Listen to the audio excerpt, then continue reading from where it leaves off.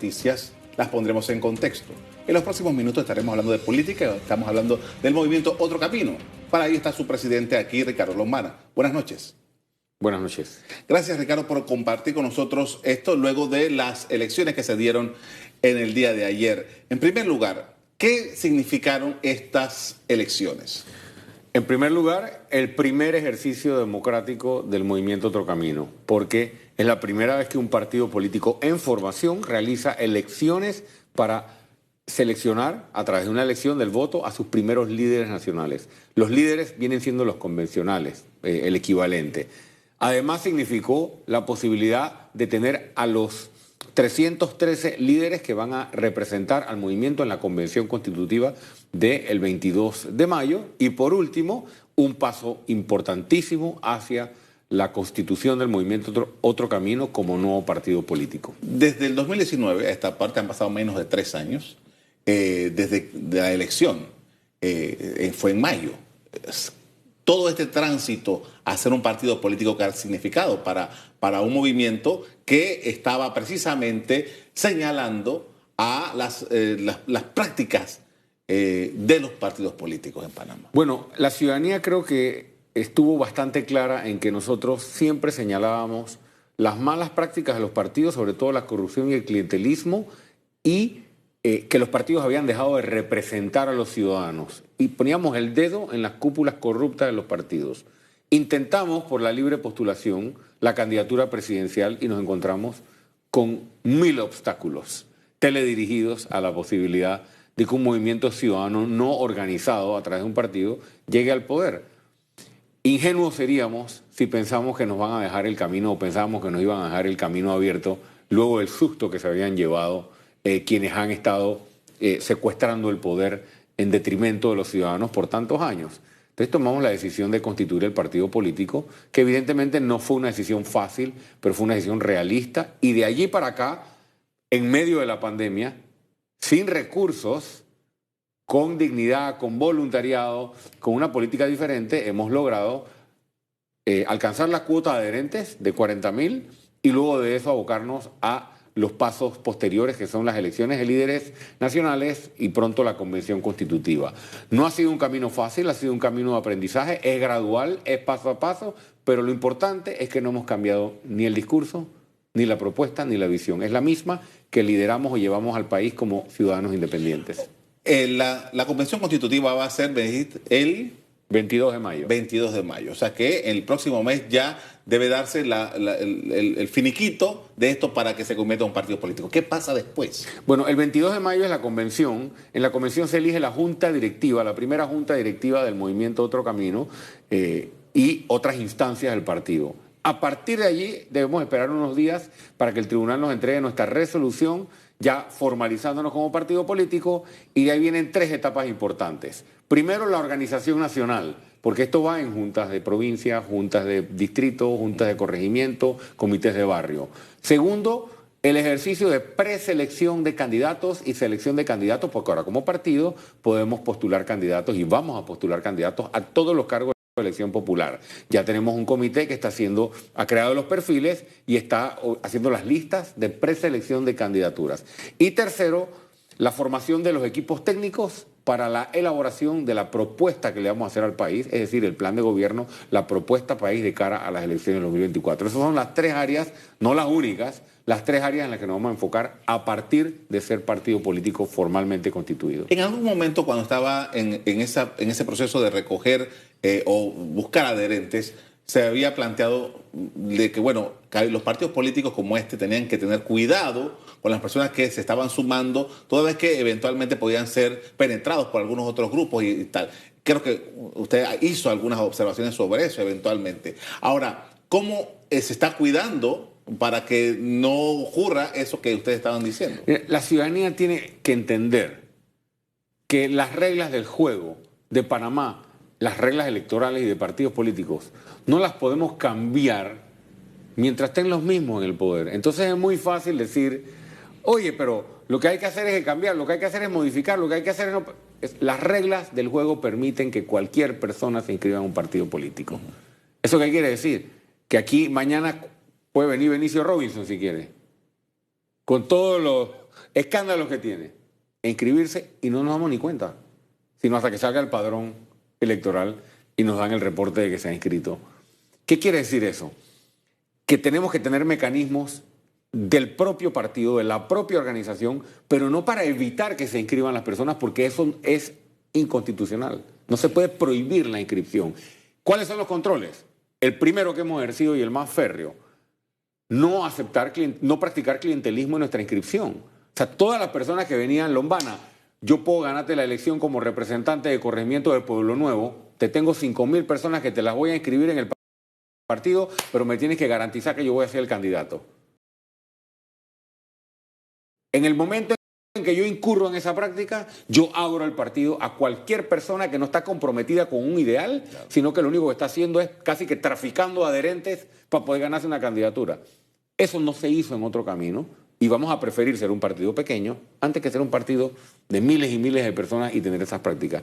Segundo, tenemos un comité de ética muy robusto, un código de ética que lo vamos a presentar en la convención del 22 de mayo y que no lo vamos a esconder. Lo vamos a divulgar masivamente para que el ciudadano sea el que monitoree el comportamiento y fiscalice el comportamiento de los miembros de Otro Camino y advierta y active los mecanismos del propio partido si alguien incurre en mala conducta. Ya tenemos incluso algunos precedentes, a pesar de que no somos partido formalmente constituido. Y tercero, evidentemente está el mecanismo de expulsión. El mecanismo de expulsión si algún miembro del partido político incurre en una práctica y luego el día que estemos en gobierno, revocatoria de mandato, si se aleja obviamente de los postulados del camino. Hay medidas que se pueden tomar, pero no es tan fácil como decir, no dejen que se inscriban los maleantes. Hay que estar pendiente cuando se inscribe un maleante para inmediatamente activarse. Ahora, este partido se ha constituido rápidamente para los estándares que nosotros conocemos. En Panamá hay partidos pequeños que les toma más de un periodo, un quinquenio, poder inscribirse. Este es un partido que ya va a estar listo para las elecciones del 2024. ¿Cómo se plantea esa elección para ustedes? Bueno, nosotros nos estamos organizando para ganar las elecciones. Eso creo que la ciudadanía lo tiene claro después del ejercicio que tuvimos en el 2019, que obtuvimos cerca de 400.000 votos. Nuestra propuesta no va a cambiar, la vamos a mejorar, la vamos a complementar y vamos a trabajar en 4 aspectos que quedaron pendientes. 1, la estructura. Lombana es buen candidato, pero no tiene estructura. Aquí está el partido, con una estructura nacional.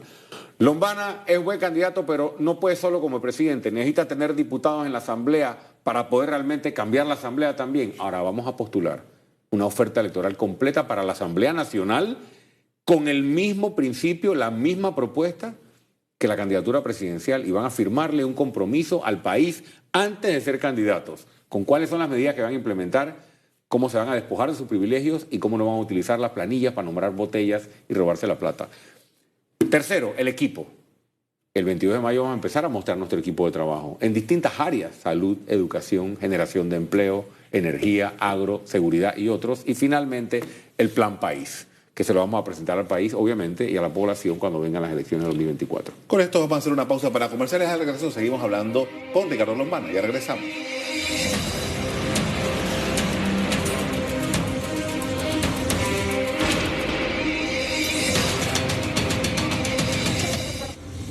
Aumenta la actividad electoral interna en los partidos políticos panameños. ¿Cuáles son sus visiones y cuáles son sus argumentos en medio de lo que está pasando en Panamá? Esta noche ponemos en contexto los escenarios políticos. Hoy, a las 8:30 de la noche, por ECO.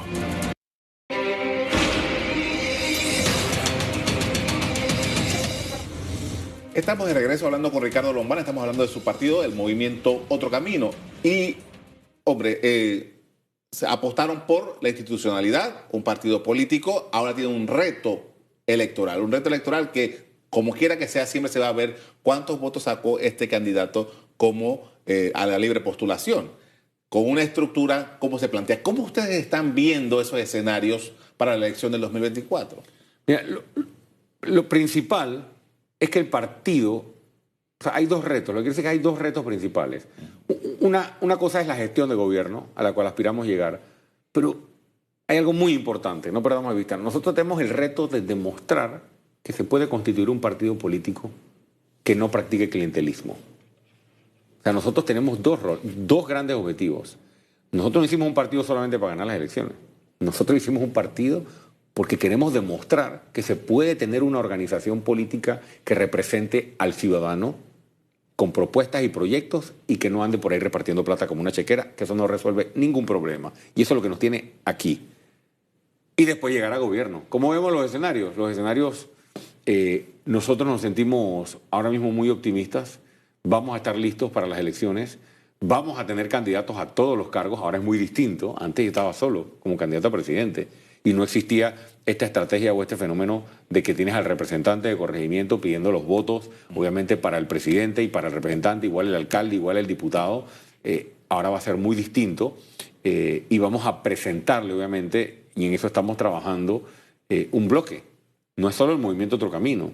Tenemos una alianza natural que venimos conversando, que es la alianza con toda la propuesta independiente. Es una alianza natural porque el partido político, evidentemente, es la estructura institucional. Pero cuando tú colocas a varias figuras independientes, por ejemplo, a la diputada Matilde Gómez, a la exdiputada Matilde Gómez, con quien he conversado recientemente, los postulados, lo que se le plantea al país, es muy parecido en los planteamientos. Igual cuando tú escuchas a Juan Diego Vázquez, escuchas a Gabriel Silva, escuchas a Edson Brose y a otros independientes, los planteamientos son muy similares a los que nosotros hacemos. Entonces, ¿por qué tenemos que pensar en proyectos políticos separados? Tenemos una obligación, una responsabilidad en ir en un solo bloque independiente con el movimiento Otro Camino y en eso estamos trabajando. ¿Cuán cerca están para que ellos recorran ese camino? Bueno, estamos construyendo ese otro camino, como bien lo dices. Estamos conversando. Las cartas están en la mesa. Viene pronto la fecha para inscribir las candidaturas independientes. ¿No? Y nosotros consideramos que debemos ponernos de acuerdo antes de la fecha en que abran las candidaturas independientes sobre la propuesta. Esa reunión con la licenciada Ana Matilde Gómez, que durante la campaña presidencial no llegaron a acuerdos, aunque entiendo que hubo algún acercamiento. ¿Qué se ha logrado hasta ahora? Bueno, hemos conversado, te confieso que hemos conversado mucho más después de las elecciones que lo que conversamos durante el periodo electoral, en un periodo en el que no nos pudimos poner de acuerdo. Creo que hemos superado esa etapa, entendido que son momentos distintos y que ambos tenemos una responsabilidad. O sea, no podemos, ni ella, ni yo, ni otros que pensamos igual, aventurarnos en proyectos políticos separados. Las conversaciones han sido acerca de eso. Las conversaciones han sido acerca de la Caja de Seguro Social, que es un tema de mucha preocupación para ella como para mí, para el movimiento Otro Camino. Y también hemos tocado, evidentemente, lo relacionado a la Constitución y a los cambios constitucionales a través de la Constituyente. Yo me siento optimista sobre la posibilidad de que haya un entendimiento, no solo con ella, sino con distintos representantes del sector independiente. Le han preguntado otras veces sobre eso, pero ¿en qué ha quedado ese intercambio de misivas con Rubén Blades? No sé, la verdad, te digo que no sé, y no, porque no he sabido más nada. Esa canción sonó en ese momento, no he escuchado más, no sé qué está pensando el señor Rubén Blades, pero reitero lo que dije en su momento.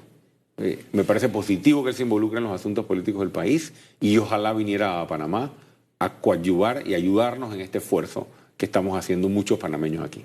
Ahora, disputarse la presidencia de la República en el año 2024 me parece que es, aparte del reto político que es un país totalmente distinto al de hace 3 años. O sea, estamos hablando de un país después de la pandemia con una economía que se fue al piso, con unas condiciones de endeudamiento tremendas. ¿Cómo ustedes ven estos fenómenos, no? Bueno, nosotros, como te dije, nos estamos preparando para ganar las elecciones, indistintamente de quién sea el candidato. Hemos aprendido en el recorrido y una de las cosas que hemos aprendido es que una cosa son lo que dicen las encuestas y otra cosa es lo que el ciudadano a pie necesita. Y tenemos 5 años ya escuchando al panameño y a la panameña porque estamos recorriendo el país sin parar. Generación de empleo es la prioridad número 1 de nuestro proyecto. Esa es la preocupación número 1 del panameño hoy. 6, 7 de cada 10 panameños están no solo diciendo necesito empleo, necesito ingresos, sino queriendo que se atienda el problema del costo de la canasta básica. Esa es la prioridad número 1. Nosotros estamos trabajando desde ya y el 22 de mayo vamos a anunciar algo de esto. nuestra propuesta en materia de generación de empleo. Y te menciono, sin alargarme, solo 4 áreas prioritarias: turismo, construcción, logística y puertos y agroindustria. No son las únicas áreas en las que nos vamos a enfocar, pero hemos desarrollado y estamos desarrollando propuestas específicas para generar una cantidad importante de empleos con proyectos en esas 4 áreas, porque el país necesita empleo.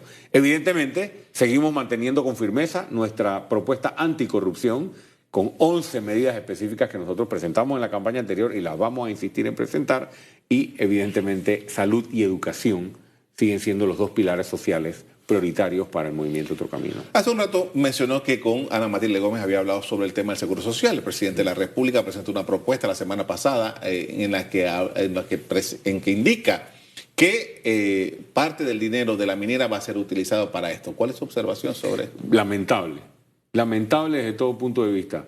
Y no considero lamentable que se quiera atender un problema.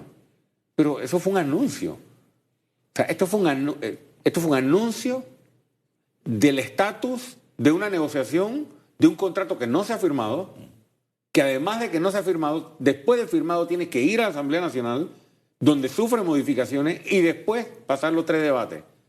Pero como quieren hacer política, hacen un anuncio, y ya repartieron toda la plata con un contrato que no está firmado. Eso te deja más dudas a mí que respuestas. Y 2, me preocupa que se ponga un parche. ¿Para qué hicimos el diálogo de la Caja de Seguro Social entonces? Donde salieron soluciones integrales. El presidente Cortizo estaba muy claro antes de asumir el poder que ese era el problema más importante para resolver. Sí, vino la pandemia y eso, aunque no es una excusa, se puede entender que puede haber trastocado evidentemente la ejecución de ciertos proyectos importantes, pero ponerle un parche de $100 y tantos millones de dólares al programa de IBM o al déficit del programa IBM, vamos, todos sabemos que eso es una curita y es que eso no es la solución de un problema. Y tercero, también me preocupa la falta de la palabra transparencia y de la palabra fiscalización y la palabra rendición de cuentas al lado de ese rosario de millones de dólares. Miren, aquí solamente ahorrando en gastos de movilización, en gastos innecesarios, en contratos para familiares, para donantes de campaña, viáticos, viajes, gastos de representación, salarios exorbitantes, UNACHI, tantas cosas que hay ahí para recortar. Y no estoy hablando de dejar sin ingresos a la gente, recortar gastos que son innecesarios, esas planillas brujas, para la gente que cobra $600 porque necesita trabajo y se quedan con 100 para poder comer y le devuelven $500 al diputado que lo nombró. Se están robando la plata. Allí es donde está la plata para salvar el déficit y tapar el déficit de la Caja de Seguro Social. Ah, no. Pero como necesitan justificar la renegociación con la minera, salen con el caramelo de que vamos a ayudar a los jubilados, vamos a ayudar al proyecto IBM y demás. Politiquería. Por esto vamos a hacer una pausa para comerciales. A regreso seguimos hablando con Ricardo Lombana. Ya regresamos.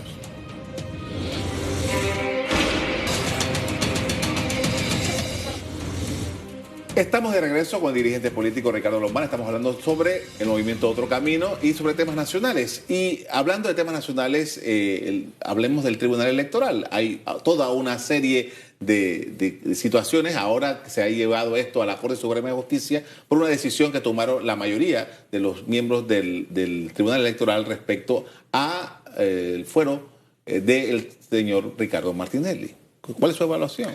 Lo primero que quiero decir es que el fuero penal electoral no debería existir.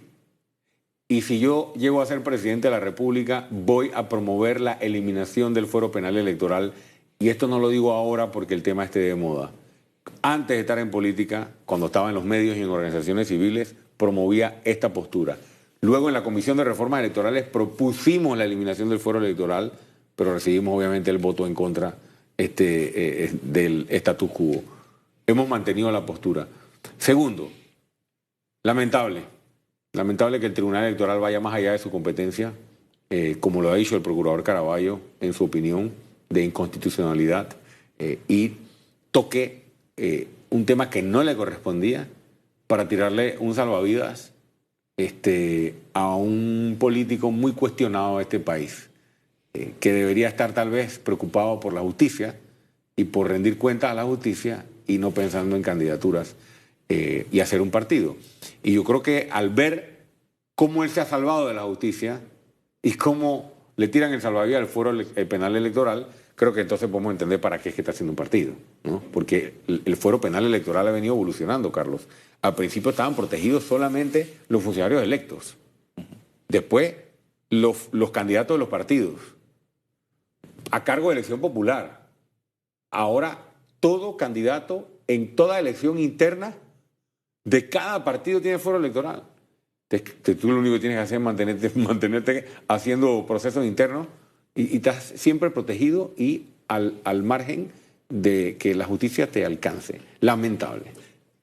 El fin principal por el cual se creó esto hace ya muchos años se desvirtuó totalmente. Sí, existe un concepto que es necesario, que es que un diputado, por ejemplo, debe tener cierta protección, pero una protección para no ser legal o jurídicamente responsable por lo que desde su curul plantea, y no me refiero a calumnias e injurias, no estoy hablando de eso, porque para eso es que lo usan. Ese concepto de tener esa protección para no estar cualquier persona demandando o poniendo procesos contra un diputado e inhabilitarlo, porque vivirían entonces en procesos de inhabilitaciones, se crea esta figura de protección. Y hasta allí, bien manejada, podría tener sentido. Pero aquí la utilizan para... Aquí los diputados se paran a insultar desde su curul, a insultar, a decir todo tipo de mentiras contra... ya me mencionan bastante en la Asamblea, sí, sobre todo algunos diputados en específico les gusta mencionarme, y son con acusaciones, etcétera. O sea, la tortilla se ha volteado. Son ellos los que utilizan su curul para esto. Eso se ha desvirtuado por completo. El fuero penal electoral no es necesario y así lo vamos a promover. Ahora, esto depende de la Asamblea Nacional, porque esto está contemplado en las leyes electorales. Y ya vimos, por ejemplo, hubo un intento hace un año que se quiso cambiar, se quiso eliminar esto, y las fuerzas políticas no están dispuestas a ceder sobre eso. No van a ceder sobre las cosas que realmente son importantes. Así como no cedieron la eliminación del fuero penal electoral, no cedieron en la eliminación del subsidio. Quiero decirlo aquí porque cada vez que tengo chance aprovecho. Lombana hizo un partido porque quiere el subsidio. A nosotros no nos dan subsidio por hacer un partido. Así como no me dieron subsidio por ser candidato, ni por los 380.000 votos que sacamos tampoco. Al partido político le dan un subsidio postelectoral después de los votos que saque en las elecciones. Así que esto no tiene nada que ver con eso. ¿Y por qué lo menciono? Porque esa propuesta también la presentamos ahora. Nosotros nos constituimos en partido, Carlos, y estimada audiencia, y como partido en formación hemos sido los primeros, como partido en formación, en proponer que se elimine o se reduzca al mínimo la cantidad de plata que se le da a los partidos. Porque eso también es absurdo, 96 millones de dólares en esta última repartición. ¿Para qué? ¿Qué hacen los partidos con eso? Con tanta necesidad en el país. Ahí están las platas del IBM, del déficit del IBM, recortando gastos que no son necesarios. Y esto no lo digo la boca para afuera, porque la política no se hace, la nuestra no se hace hablando, se hace demostrándolo con acciones. Ya hicimos una campaña electoral, ya metimos 380.000 votos sin gastarnos casi ni un real. Es decir, que no se necesita despilfarrar esa cantidad de dinero. Ni el fuero penal electoral, ni el subsidio electoral, ni las reglas que realmente le dan oportunidad de equiparación al ciudadano independiente para competir con los partidos y otras más son reformas que el propio status quo bloqueó. El otro año, para este tiempo seguramente ya estaremos viendo movimientos en los partidos políticos para hacer las primarias y todo esto de acuerdo con el calendario electoral que presenta el Tribunal Electoral. ¿Qué está en juego para el 2024 en la democracia panameña? El país está en riesgo. Y te voy a explicar por qué desde nuestra postura. El país realmente, a diferencia del 2019 o de 2014, está en riesgo porque ya la narcopolítica y la penetración del crimen organizado en la justicia, en la asamblea, en los partidos, en los estamentos de seguridad, ya eso no es una historia que viene, ya está metida. Estamos prácticamente siendo controlados o influenciados los gobiernos o chantajeados los gobiernos por organizaciones criminales. Observemos México, sobre todo algunos estados de México, observemos lo que pasó en Colombia hace algunos años. Estamos en las puertas de un escenario de perder el control de nuestro país como lo conocemos. Ese es el gran riesgo que estamos corriendo. No el único. Sí, tenemos un problema enorme en el sistema educativo, en el sistema de salud, con la caja de seguro social, eso lo sabemos. Pero estos problemas que acabo de mencionar, con trabajo y un proyecto de nación, se pueden ir solucionando. El problema de la narcopolítica y del crimen organizado, controlando a través de la corrupción, a través del clientelismo, a través del dinero sucio, eso sí compromete la estabilidad de nuestro país y el futuro de nuestros hijos. Está en riesgo eso, y por eso nosotros vamos a postular a buenos candidatos y candidatas a todos los cargos de elección popular, y le pido a la ciudadanía que esté pendiente de nuestro movimiento, de nuestros candidatos y de lo que nuestros candidatos le van a presentar al país. Se me acaba el tiempo, pero ¿cómo ves a los electores? ¿Cómo ves al ciudadano para esta elección? Lo veo desesperado, lo veo defraudado, está defraudado por el sistema, no solo por el PRD. O sea, tú los ves, tú los escuchas. Yo hablo con toda la gente en las comarcas, en los campos. Ya no están solamente molestos con el gobierno o con el PRD, están defraudados por un sistema político que no les responde ni les representa. Así que creo que puede venir un voto de los que voten, porque mucha gente tal vez optará por no votar, por haber perdido la fe en el sistema, un voto de un ciudadano defraudado, tal vez apostando a una última esperanza, y esa esperanza es la que nosotros estamos pues pidiéndole con mucho respeto al ciudadano que la vea reflejada en el movimiento Otro Camino. Gracias por habernos acompañado esta noche. Gracias a ustedes. A ustedes también gracias por habernos acompañado.